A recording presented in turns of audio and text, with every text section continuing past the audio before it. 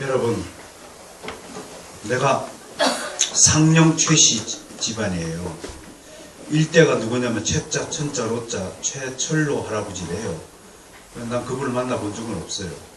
그분 밑에 22대 손이에요, 제가. 족보적으로. 그러니까 이 얘기는 무슨 얘기냐면, 나라는 존재가 어느 날 하늘에서 뚝 떨어진 존재가 아니에요. 맞죠? 그걸 성경에서는 족보라고 그래요. 그걸 히브리어로 따라서 톨레도츠. 계보 족보라고 하는 거예요. 그래서 기독교 신학을 족보 신학이라고 하는 거예요. 제 스승님이 굉장히 많이 강조하셨어요. 12월 5일에 하나님께 가셨는데, 이제 저를 가르치는 스승님이 다 하나님을 가버리고 말았습니다. 전 너무 외롭네요. 스승님이 안 계시니까. 어디 가서 어릴 때 여쭤볼 분이 없잖아요. 여쭤보고 이렇게 살아야 되는데, 어른이 없다는 게 이렇게 참 쓸쓸하네요. 불행하고요. 어쨌든 족보가 참 중요해요. 그럼 족보 신학이 우리에게 주시는 교훈이 뭔가 하면, 절대로 나 혼자 살 수 없다는 거예요. 나의 나 된 것은 하나님과 조상 덕분이에요. 이게 진짜 조상을 잘 섬기는 거예요. 조상을 통하여, 히브리서 1장 1절이 뭔가요? 옛적에 하나님이 우리 조상들에게, 선지자를 통하여 말씀하신 하나님, 우리 조상들에게 하나님의 은혜를 베풀어 주셨듯이, 마찬가지로 저에게 주어진 하나님의 은혜의 선물로 주어진 이 믿음이요, 나만 갖고 있는 믿음이 아니라 아담부터 쫙 전수돼서 지금 나한테 이루고 있는 믿음이라는 사실을 아셔야 돼요. 그래서 이 믿음을 내 손에 전해주기 위해서 수많은 피를 흘리신 선조들이 있어요. 서머나 교회 아까 마찬가지. 에베소버로도 사빌라, 이게 7대 교회입니다. 에베소 교회, 서머나 교회, 두아디라 교회, 빌라디아 교회, 사빌라, 사대 교회, 라우디아 교회. 이 7개 교회가 왜 성경에 기록했냐면, 그 7교회에 소속된 그 성도들의 그 신앙이 지금 내 피 속에 흐르고 있다는 사실을 믿으시기 바랍니다. 아멘. 그래서 선조들이 물려준 것, 우리 저 발송교회 오면 벽에다가 쭉 어거스틴부터 사진을 이렇게 걸어놨어요. 그 왜 걸어놨냐면, 내가 가진 이 믿음이 하늘에서 어느 날 뚝 떨어지고 내 공로로 말미암아 생긴 것이 아니고, 내 엄마 아빠가 나한테 물려준 것도 아니지만, 우리 믿음의 선조들의 그 족보를 쭉 잊지 말라고, 정신을 잊지 말라고 하는 거예요. 그래서 이렇게 하나님의 공부를 할 때는 반드시 하나님의 역사 공부를 해야 될 줄로 믿습니다. 그 교회를 보면요, 지금까지 뭐 배웠어요? 교회란 무엇인가? 그걸 배웠어요. 교회는 뭐라고 기억합니까? 교회는 한마디로 하면, 누가 그랬지? 누가 다 그랬지? 이야, 참으로 제자답도다. 기억하지 않는 사람 내 제자 아니에요. 헛듣는 거. 따라서 경청하자. 하나도 잃어보지 말고 경청하세요. 비록 내 입에서 나온 말이랄지라도 이것을 하나님이 내게 주시는 은혜의 말씀들이라고 생각하고 똑똑히 기억하시기 바랍니다. 교회는 내가 죽는 곳이다. 그러면서 에클레시아라는 원래 본질을 3가지로 설명드렸죠? 또 다 까먹을 줄 믿습니다. 에클레시아는 첫 번째 여성명사다. 그랬어요. 그래서 교회는 주님의 신부다. 그런 뜻입니다. 신앙, 믿음이라는 용어도 여성명사를 쓰여 있어요. 왜요? 믿음은 내가 노력해서 얻는 것이 아니라, 믿음은 주어진 것이다. 여성명사의 특징이 뭐예요? 받는 거예요. 주는 것을 받는 거예요. 겸손히 섬기는 것을 여성명사의 특징이라고 합니다. 두 번째, 주성명사예요. 우리 보편적 교회는 눈에 보입니까? 건물, 예배당, 이것이 교회가 아니라는 사실 명백히 증언하죠. 그 다음에 복수명사다. 복수명사 뜻하는 바가 뭐라고요? 교회는 절대 한 개인이 교회가 될 수 없다. 에클레시아는 복수명사에서. 두 번째는 교회사에서 출몰한 이단의 역사를 배웠나요? 그걸 또 뭐 배웠어요? 예수님의 12사도들이 어디로 가가지고 이 복음을 들고 갔느냐? 3번째가 이단했죠. 그 그렇죠? 여기 갔느냐? 그 사도들이 핏값으로 세운 교회를 누가 멧돼지처럼 포도밭을 회방했느냐? 그게 이제 이단들이었다. 그 초대교회 때 이단, 대표적인 이단이 누군가요? 따라서 영지주의. 요게 우리말로 하면 예수 무당주의, 직통 계시파, 은사주의, 이런 것들이 우리 역사에서 발전. 특히 영지주의자에서 대표적인 것이 두 사람이 있다고 했죠. 하나는 몬타누스, 하나는 도나투스였어요.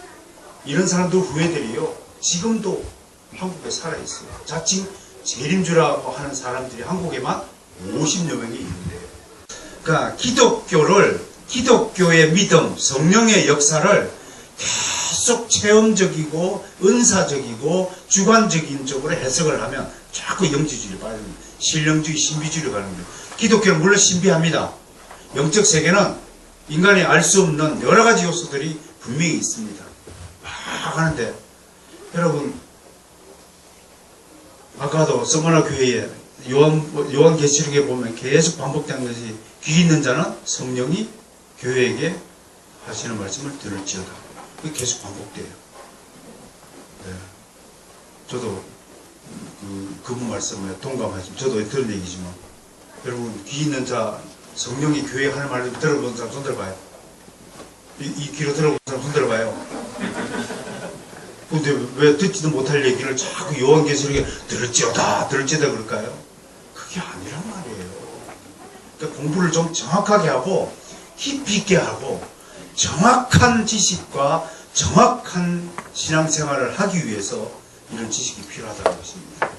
자, 오늘은 하나님은 역사적이다. 따라서 하나님이 역사적이다. 역사적이다. 하나님이 족보적이다라는 뜻과 같은 거예요. 그러니까 내 삶이 그냥, 내가 1958년생인데 1958년에 태어나가지고 언제 죽지? 내가? 언제 죽어? 죽을 거예요, 그죠? 그건 내 삶하고 있는 것이 아니에요. 이렇게 연결되었어요. 여러분, 교회를 한번 또 이거 잘 안 하고 추워서 그러나? 자, 교회가 몇 년도 세웠냐면 AD 30년쯤 세워졌어요. 뭐 위에 세워졌어요? 베드로의 신앙 고백서 위에 세워졌다고 그래요. 그리고 언제까지를 초대교회로 보냐면 476년에 여기다 쓰겠어요. 476년에 뭔 일이 일어나요? 로마 제국이 폭삭망해. 근데 그 로마 제국도 동로마가 있고 서로마라는 나라가 있어요. 예? 처음 들어봐요?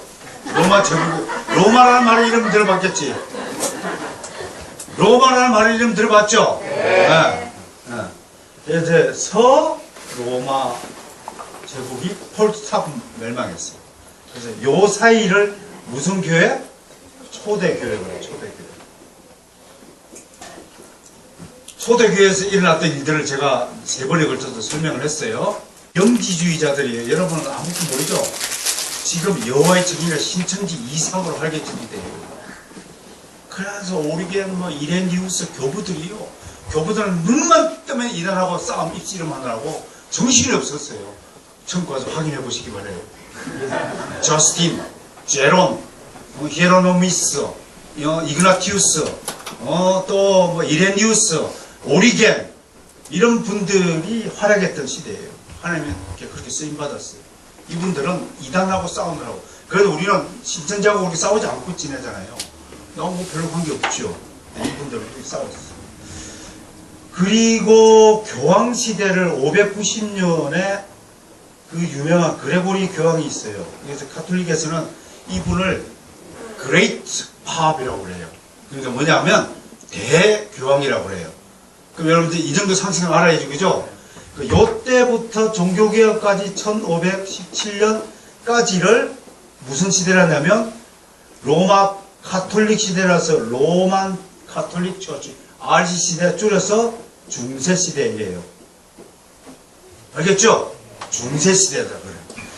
그러면 1517년부터 한 1600년대를 뭐라고 하냐면 종교개혁 시대라 그래요. 요 종교개혁으로 말미암아 우리가 태어난 거예요. 우리가 여기 이 뿌리를 안 가고 이 뿌리를. 하나님이 요거를 확. 왜 카톨릭을 없앴냐? 그러면 바로 이 사람들의 중대 범죄가 뭐냐면 룰을 어긴 거예요. 룰을 어겼어요. 이 룰이 뭐냐면 여러분 야구 좀 배우세요. 4월달부터.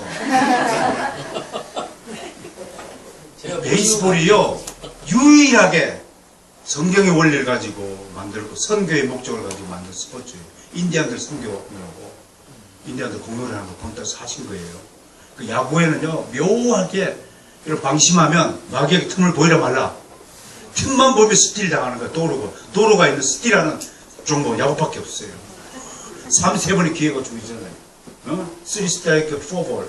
그리고 한 방에 복권 당첨되는 길도 있어. 그게 홈런이야 막 빵. 이 룰을 어기면 어떻게 돼요? 동네 야구야. 동네 야구 하는 사람은 평생 미국의 메이저리그 못 써. 우리 한국 프로야구에서는 못해. 왜? 축구도 마찬가지예요. 축구 동네 야구에는 업사이드가 있어 없어요?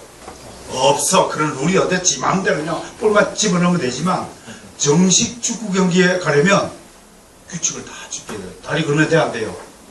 노란 카드 경고. 뭐 심하게 하면 레드 카드 나가! 깨라라고 추방 시키는 게 룰이에요. 룰을 안 지키면 파장나요. 내가 전에 얘기했죠. 진짜 미국 실화에서 홈런을 딱 쳤어요. 확 역전 홈런을 쳐서 막 난리가 났어요. 근데 한참 있다 심판이 아웃 그랬어요. 왜? 거꾸로 돌았어. 1루 2루 3루라는데 거꾸로 돌았어. 룰을 어기면 퇴장이에요. 퇴장.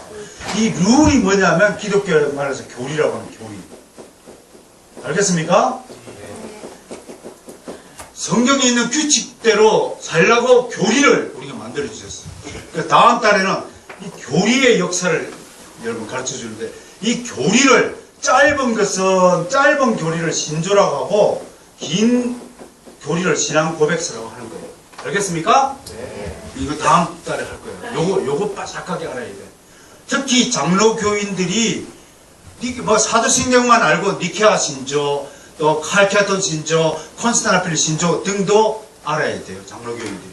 그거 만드느라고 우리 선조들이 수많은 선조들이 피를 흘리기 때문에 천국 가면 그분들에게 다 감사해야 돼요. 안녕하세요. 니케아 신조 만드신 분에 안녕하세요. 감사합니다. 이게 인간이라고요. 이게 인품이에요. 감사할 줄 아는 것이 인품이에요. 여러분들도 저한테 좀 감사해 주세요. 네. 감사합니다. 감사합니다. 이게 이 교리예요. 교리를 지키자. 어떤 사람은 에이 교리가 왜 필요 없어? 그러면 지 마음대로 야구하겠다는 사람이에요. 지 마음대로 동네 축구하겠다는 사람이야. 이 룰을 만들어주기 위해서 수없는 우리의 주의 선조들이요 핍박과 박해를 견디면서 이 룰을 만들어줬어요. 그 얘기는 다음 달. 종교개혁 시대. 그 다음에 요때까지를 근대 시대라고 하는데 언제까지냐면요 요 세계 전쟁이 있었어요. 세계 전쟁이 있었어요. 두 차례 일제였죠. 1차는 1914년부터 1918년까지 있었어요. 헝가리에서 일어난 사건. 이것 때문에 전주력이 그냥 참아야 했죠. 또 하나는 2차는. 자, 2차 우리 학생 또 누구한테 부를까? 저기 피아노. 2차 세계대전이 언제부터 일어났어요? 죄송해요. 네. 1938년부터 1945년. 이때 우리나라 독립했잖아요.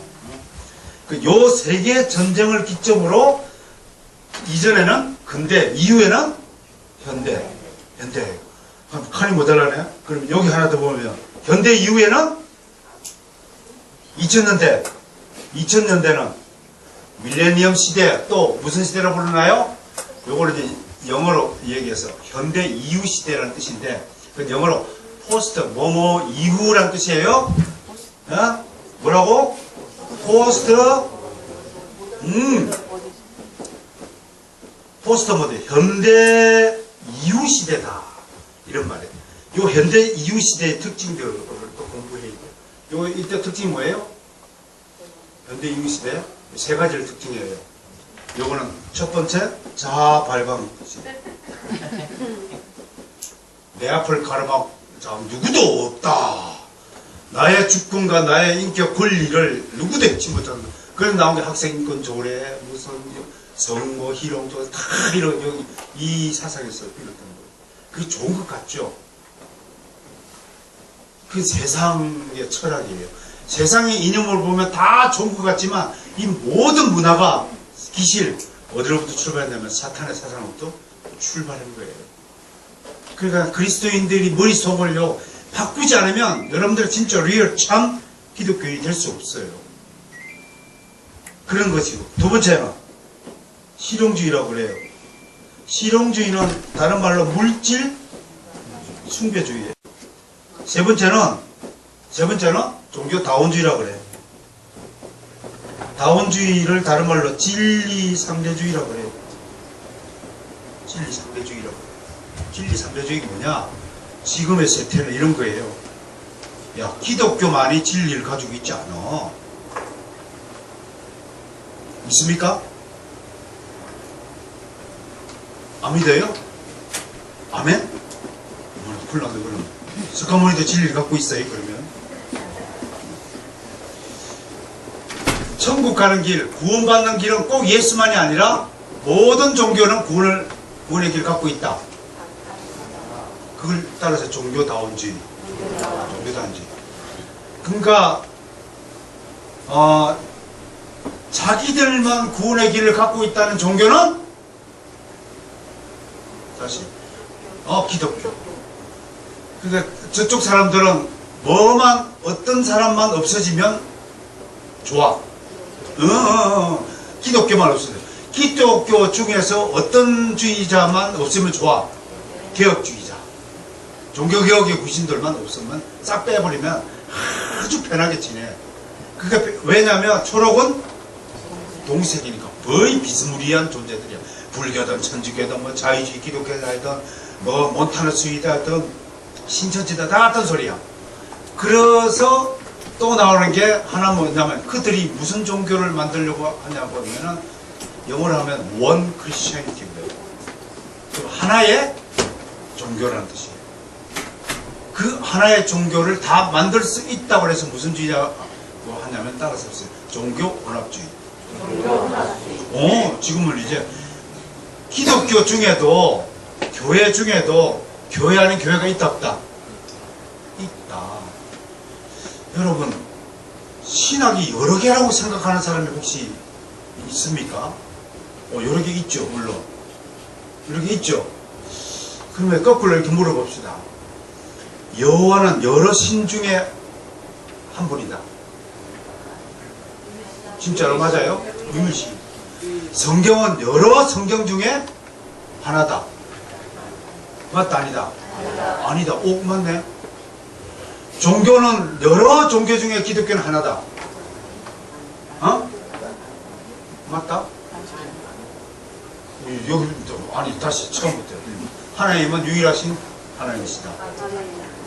성경은 유일한 하나님의 말씀이시다. 기독교만이 진리를 보유하고 있는 종교다. 맞아요? 그러면 기독교가 가지고 있는 진리를 유일하게 해석하고 있는 신학은 개혁주의 신학이다. 근데 여기 가면 동의가 안 돼 또. 신기하더라고 나는. 그 머리가 좀 신기해. 여러분 신학이 여러 개가 아니다. 아니 하나님에 관한 지식을 갖는 신학이 왜 여러 개야 됩니까? 내 물어봅시다.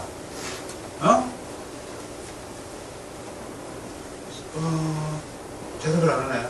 그럼 다시 일본으로 돌아갑시다. 여호와는 유일한 하나님이시고 유일한 하나님이시고. 여러분 대한민국에서 김일성 주체사상을 가르치면 됩니까 안 됩니까? 교회에서 성경 신학 이외에 다른 신학을 가르치면 됩니까 안 됩니까? 되죠.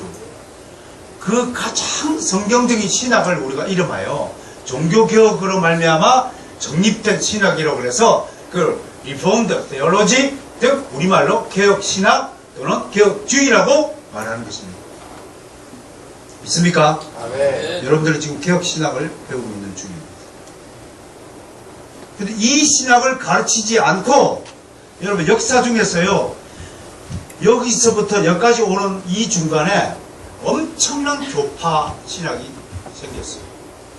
그거를 우리가 곁가지 신학이라고 하는 거예요. Non-mainstream theology라고 그래요. 전문 용어로요. 비주류 신학이라고 해요.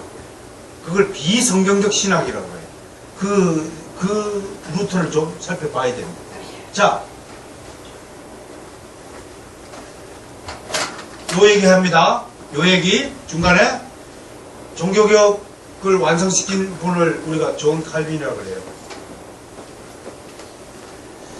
여러분, 이 앞에 어거스틴이 있을 거예요. 어거스틴 앞에 바울이 있었고요. 바울이 앞에 예수 그리스도가 있었어요. 이게 우리 계보예요. 우리 신학계 정통 신학을 물려준 계보라고요. 이게 족보라고요. 혹시 여러분 나는 이 계보에 들지 않을 것이라고 하고 이렇게 빠진 사람이 있습니까? 예, 그건 자유입니다. 안녕히 가세요. 네, 안녕히 가세요. 자유입니다.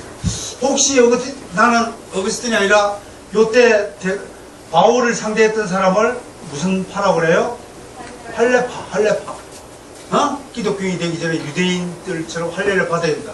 어거스틴에게 대항했던 사람을 펠라기우스. 칼빈이 세운 개신교 기독교 신학을 개혁신학이라고 그래요. 왜? 가톨릭 신학, 가톨릭이 한 60여 가지쯤의 룰을 어겼어요. 지 마음대로 법칙을 뜯어 고쳤어요. 교회의 우두머리가 교황이래. 맞아요? 여러 개 있어요, 없어요? 마리아가 중보자이 아니에요? 교황이 무음해야 안 해요? 한 60몇 가지의 이 규칙을 어긴 거예요.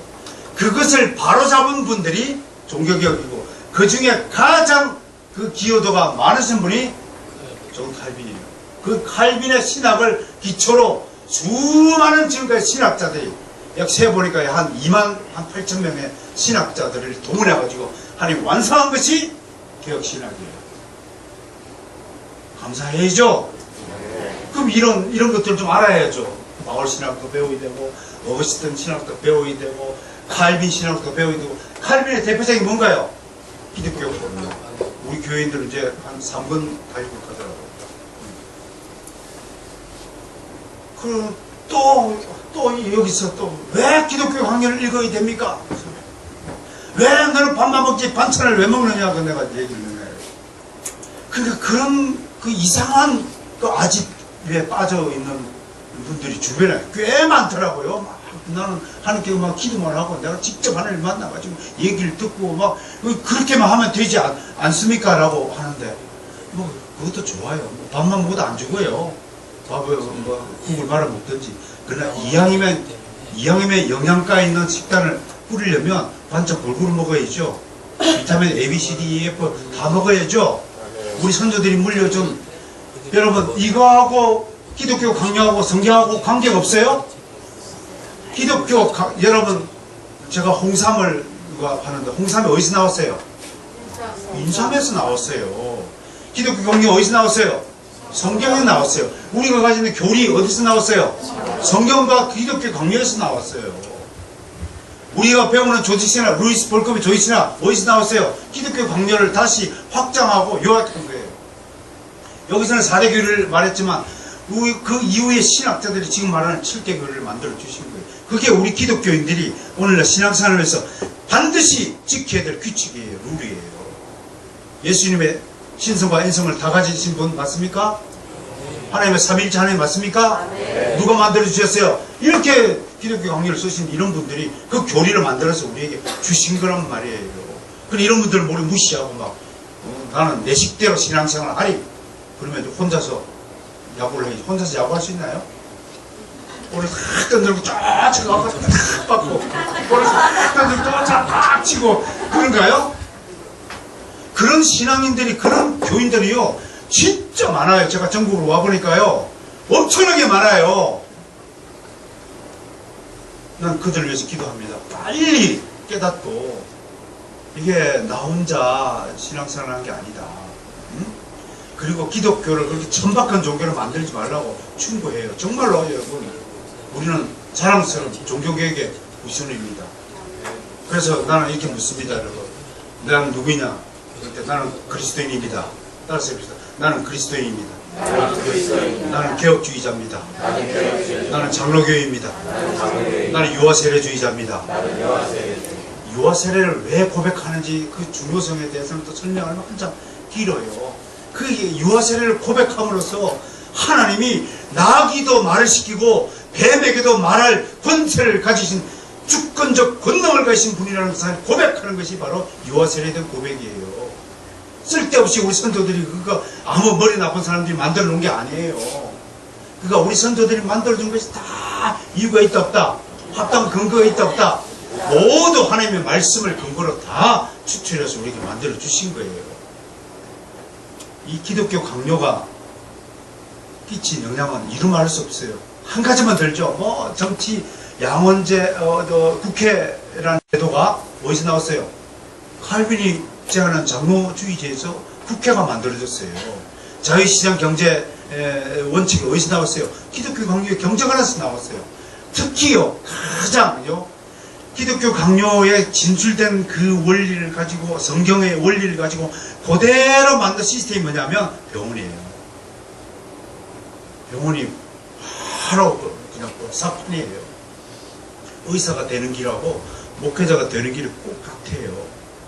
의과대학 4년 졸업하면 뭐가 돼요? 인턴이 돼야 돼요. 인턴은 뭘 해요? 병원에 가면 1년 동안 근무를 하는데요. 한 달에 한 번씩 과를 한 대씩 바꿔요. 그러면 병원에는 몇 개 과가 있다는 거예요? 12개 과. 야곱이 몇 부족인가요? 12부족이에요. 12개 과를 다 섭렵하는 기간을 인턴이라고 해요. 그래서 남자 인턴도 산부인과 애기도 낳아보는 거 받아보고 그런다고 해요. 인턴이 되면 그 다음 단계를 뭐라고 불러요? 레지던트라고 그래요. 레지던트를 몇 년간 하면 3년이에요. 그게 우리 목회학 과정 그대로 되는 거예요. 레지던트는 12개 학과에서 인턴 할 때 나는 이과를 해야 되겠다고 신청해서 자기가 일하고 싶은 과를 선택해서 하게 만드는 게 그거예요. 그게 우리 신학자들은, 저는 역사신학을 전공했어요. 역사신학도 네 개가 있어요. 4개인데 그 중에서 제일 어렵다고 하는 사상 파트를 전공한 거예요.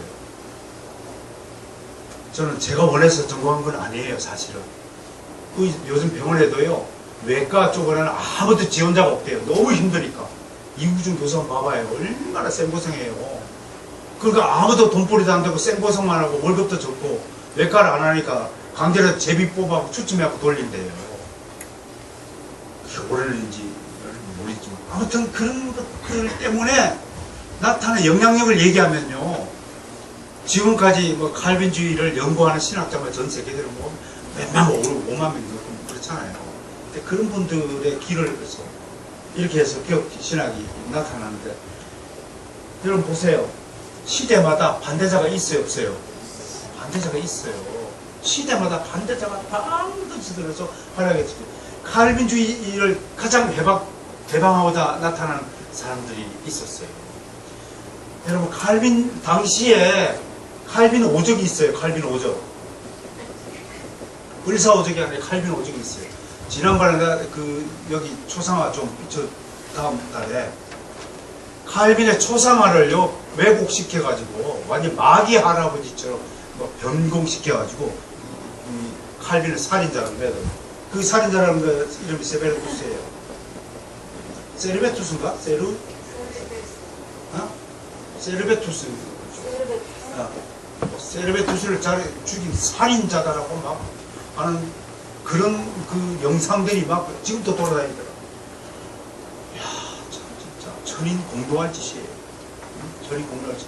우리 예수님이 가룟 유다를 자살을 부추겼다고 하는 것과 꼭 마찬가지예요. 꼭 같은 논리예요. 꼭 같은 논리. 칼빈 오적이 있었듯이 18세기에 들어서서 그 유명한 아르미니우스라는